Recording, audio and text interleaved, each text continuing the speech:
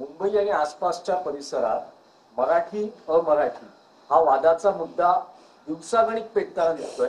काल मुंबऱ्यामध्ये एका तरुणाला याला भारतीय जनता पक्ष जबाबदार आहे.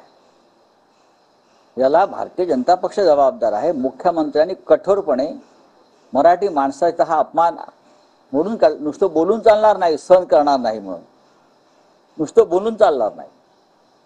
ज्या कठोर पद्धतीनं तुम्ही नक्षलवाद मोडणार आहात, ज्या कठोर पद्धतीनं तुम्ही बीडमधला दहशतवाद संपवणार आहात, त्याच कठोर पद्धतीनं मराठी माणसावरचं आक्रमण तुम्ही मोडून काढलं पाहिजे. पण जी घटना घडली, एका फळ विक्रेत्याला मराठीत बोलायला सांगितल्यामुळे एका तरुणाला कान पकडून उठाबशा काढण्याची शिक्षा. बघा, पद्धत चुकली, पद्धत चुकत असेल, पण भावना लक्षात घ्या.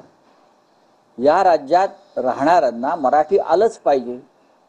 आम्ही उत्तर प्रदेशला जातो, आम्ही हिंदीतच बोलतो. दिल्लीत जाऊन आम्ही हिंदीतच बोलतो. बिहारला जाऊन आम्ही हिंदीतच संवाद साधतो. हे बरोबर आहे.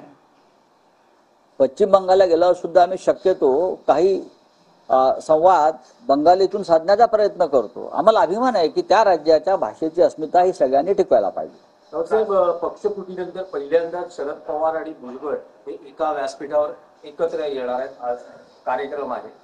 भुजबळ ज्या पद्धतीनं अस्वस्थ आहेत, त्यांनी अस्वस्थता व्यक्तही केलेली आहे.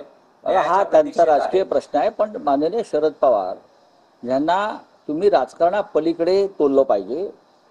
सावित्रीबाई फुले यांच्या संदर्भातला एका कार्यक्रमात जर दोन नेते व्यासपीठावर असतील तर त्यात राजकारण न पाहता सकारात्मक दृष्टीनं पाहिलं पाहिजे.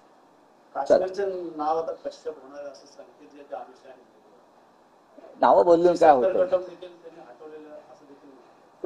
त्याच्यावरती फार बोलावं अशी स्थिती नाही. बरं, हो गया, बताइए. नहीं तो संपला विषय.